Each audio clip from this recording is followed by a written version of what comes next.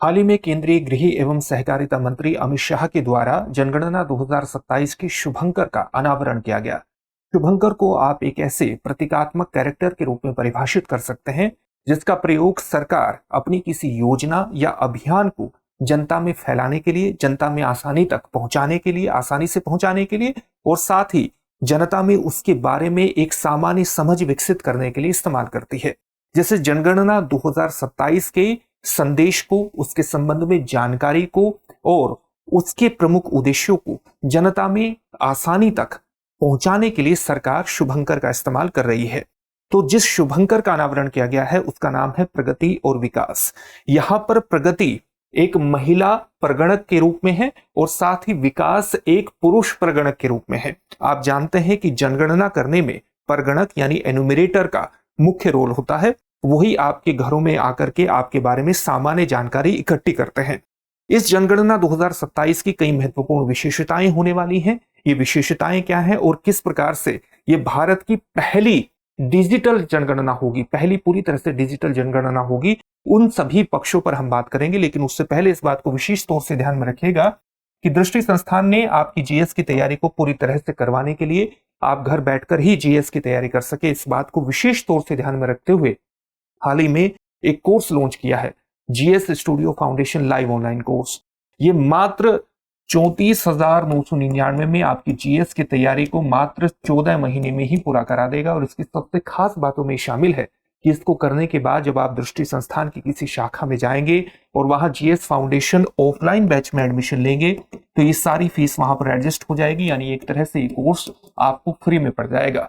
साथ ही जब आप इस कोर्स को ले रहे हो और आप मनीष कोड का इस्तेमाल करें तो इस फीस पर आपको मैक्सिमम डिस्काउंट प्राप्त होगा। तो आप मनीष कोड का इस्तेमाल करिएगा तो मैक्सिमम डिस्काउंट आपको यहां पर भी प्राप्त हो जाएगा। इसके संबंध में जो बैच है वो आपको हिंदी, इंग्लिश और इंग्लिश तीनों में ही प्राप्त होंगे।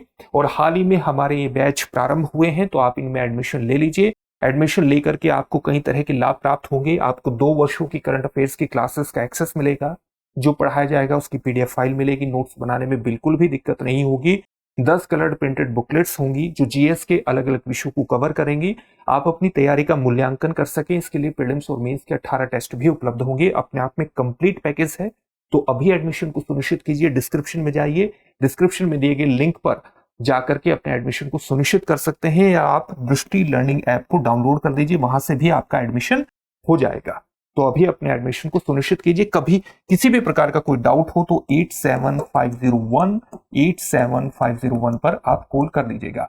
चलिए अब जनगणना के बारे में सामान्य जानकारी हासिल करते हैं। जो जनगणना 2027 होने वाली है इसकी सबसे प्रमुख विशेषताओं में, कई विशेषताओं में ये शामिल है कि इसे दुनिया की सबसे बड़ी जनगणना कहा जा रहा है, यानी लार्जेस्ट जो सेंसस है वो इसे कहा जा रहा है। केवल यही इसकी विशेषता नहीं है बल्कि ये भारत की पहली पूरी तरह से डिजिटल जनगणना भी होने जा रही है। डिजिटल सेंसस ये होने जा रहा है भारत का। इसके अलावा इसकी एक महत्वपूर्ण विशेषता यह है कि इसमें सेल्फ एनुमरेशन की भी सुविधा आपको प्राप्त होगी, यानी आप स्वगणना भी कर सकेंगे। स्वगणना किस प्रकार से कर सकेंगे ये अभी हम जानने की कोशिश करेंगे। एक टूल है, एक डिजिटल टूल है, उसके माध्यम से आप कर सकेंगे, पोर्टल के माध्यम से आप कर सकेंगे। उस पोर्टल को भी हम जानेंगे। इसके अलावा इसकी एक और विशेषता यह है कि ये 1931 के बाद भारत की एक बार फिर, जैसे 1931 में पूरी तरह से एक जाति आधारित गणना हुई थी, तो 1931 के बाद पूरी तरह से जाति आधारित जो डेटा प्राप्त करने वाली जनगणना भी जनगणना 2027 होने वाली है। तो ये इसकी कुछ महत्वपूर्ण विशेषताएं हैं। कानूनी आधार क्या है जनगणना का? कानूनी आधार है जनगणना अधिनियम 1948 और जनगणना नियम 1990। इस जनगणना के कानूनी आधार है। अब आपको यह भी पता होना चाहिए कि इस गणना को, ये जनगणना जो होने वाली है ये एक डिजिटल प्लेटफॉर्म के माध्यम से संचालित की जाएगी, यानी एक तरह से पहली पूरी तरह से डिजिटल जनगणना होगी। किस प्रकार से होगी? इसके जो डिजिटल प्लेटफॉर्म तैयार किया है वो किसके द्वारा तैयार किया गया है? वो डिजिटल प्लेटफॉर्म सीडैक के द्वारा तैयार किया गया है। सीडैक क्या है? Centre for development of advanced computing. Centre for development of advanced computing ये क्या है? ये एक ऑटोनोमस इंस्टीट्यूशन है, ऑटोनोमस इंस्टीट्यूशन है, संस्था है किसके अंतर्गत काम करती है? Ministry of electronics and information technology के अंतर्गत काम करती है। इसका अस्तित्व में कब आई थी? 1988 में। और इसका जो मुख्यालय है वो कहां पर है? पुणे में है। इसके द्वारा इसका एक डिजिटल प्लेटफॉर्म तैयार किया गया है।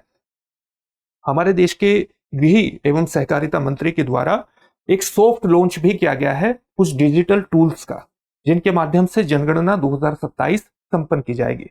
सॉफ्ट लॉन्च का मतलब होता है कि वो अभी ट्रायल फेज में कुछ चीजें लॉन्च की गई हैं, उनका पहले ट्रायल होगा और फिर जब जनगणना की जाएगी तब उनका पूरी तरह से प्रयोग किया जाएगा, ताकि ट्रायल फेज में हमें यह पता लग जाए कि उनमें अगर किसी तरह की कमी है तो उसको सुधार लिया जाए।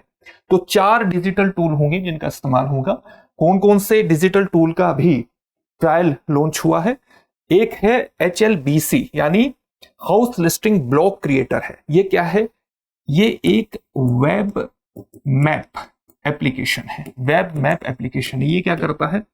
ये आपके उपग्रह चित्रों के माध्यम से हाउस लिस्टिंग ब्लॉक तैयार करने में मदद करेगा। हाउस लिस्टिंग ब्लॉक तैयार करेगा। इसके अलावा जो आप घरों से संबंधित डेटा लेंगे और घरों से संबंधित डेटा जो आप ले रहे हैं और उसको जो अपलोड करेंगे वो आप एक मोबाइल एप्लीकेशन के माध्यम से कर सकते हैं। और वो मोबाइल एप्लीकेशन एक ऑफलाइन, सुरक्षित ऑफलाइन संचालित मोबाइल एप्लीकेशन होगा जिसका नाम होगा HLO मोबाइल ऐप, यानी house listing and housing operations mobile app.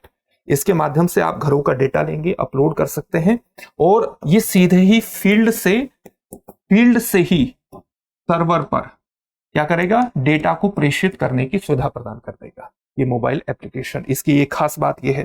साथ ही एक और डिजिटल टूल होगा सेल्फ एनुमरेशन पोर्टल। इस पोर्टल पर आप लॉगिन कीजिए, अपनी बेसिक जानकारी आप वहां पर भरेंगे और अपनी जब बेसिक जानकारी भर देंगे तो आपको एक सेल्फ एनुमरेशन ID प्रदान कर दी जाएगी। जब परगणक यानी एनुमरेटर, जनगणना करने वाला आपके घर पर आएगा तो वो इस ID से आपकी जानकारी को क्या करेगा? वेरीफाई करेगा। इससे समय की बचत होगी और गलती की संभावनाएं भी सीमित हो जाएंगी। तो ये एक महत्वपूर्ण टूल है। और चौथा टूल होगा CMMS यानी census management and monitoring system.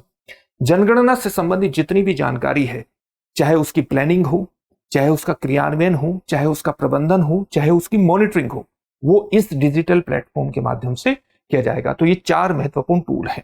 जनगणना के 2 चरण होंगे। जो जनगणना 2027 है इसके 2 चरण होंगे। कौन कौन से चरण होंगे? 1 और 2। पहले चरण के अंतर्गत हम क्या करेंगे? हाउस लिस्टिंग और आवास जनगणना इसे कहा जा रहा है।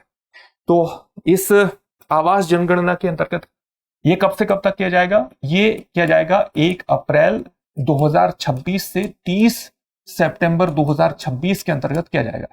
इसमें आवास की स्थिति और घरेलू सुविधाओं से संबंधित जानकारी इकट्ठी की जाएगी। ठीक है। और जो दूसरा चरण होगा, दूसरा चरण, उस चरण को हम क्या कहेंगे? Population enumeration. जनगणना से संबंधित जो डेटा है वो इसके अंतर्गत लिया जाएगा। और ये कब संचालित किया जाएगा? ये पूरे भारत में फरवरी 2027 में संचालित होगा। लेकिन कुछ विशेष क्षेत्र जैसे लद्दाख केंद्र शासित प्रदेश, जम्मू एंड कश्मीर केंद्र शासित प्रदेश, हिमाचल प्रदेश और उत्तराखंड के जो हिमाच्छादित क्षेत्र हैं वहां पर ये सितंबर 2026 में किया जाएगा। ठीक है। वहां की विशिष्ट स्थितियों को ध्यान में रखते हुए इसके अंतर्गत क्या किया जाएगा? इसमें जनसांख्यिकीय विवरण हासिल किए जाएंगे। जो जनसांख्यिकीय विवरण है वो हासिल किए जाएंगे। इसके अलावा जो सामाजिक आर्थिक विवरण है वो भी हासिल किया जाएगा और इसके अंतर्गत जाति संबंधित प्रश्न भी शामिल होंगे। सभी समुदायों की जाति क्या है उससे संबंधित प्रश्न भी इसमें शामिल किए जाएंगे ताकि जाति का एक व्यापक डाटा हासिल किया जा सके और जो आरक्षण संबंधी नीति है उसका बेहतर विश्लेषण इसके अंतर्गत करने में सक्षम मिलेगी। एक जो संरचना है समाज की उसका भी पता लगेगा और जो सामाजिक न्याय नीति है उन्हें एक सही, सामाजिक न्याय से संबंधित जो नीतियां हैं उन्हें एक सही स्वरूप भी प्रदान किया जा सकेगा। तो आप जानते हैं कि जनगणना 2027 भारत के नीति निर्माण में एक विशिष्ट भूमिका भी भविष्य में निभा सकता है और इसलिए जनगणना विशेष रूप से महत्वपूर्ण भी हो जाती है। इसके बारे में ये सारी जानकारी हमने हासिल कर ली है। अब इससे जुड़े हुए एक प्रश्न को देखते हैं। जनगणना 2027 के शुभंकर कौन है? शक्ति और विकास, प्रगति और विकास, भारत और प्रगति, उन्नति और शक्ति। इस प्रश्न का उत्तर कमेंट बॉक्स में कमेंट करके जरूर दीजिए। साथ ही अगर आपको हमारी वीडियो अच्छी लगती है तो वीडियो को लाइक जरूर कीजिए, शेयर कीजिए, चैनल को सब्सक्राइब करना मत भूलिएगा, क्योंकि ये हमारे लिए बहुत बड़ी प्रेरणा का स्रोत होता है। फिर से एक नए सेशन में मिलेंगे। धन्यवाद। अब एग्जाम की तैयारी को और बेहतर करने के लिए हमारे चैनल को लाइक, शेयर और सब्सक्राइब करना ना भूलें।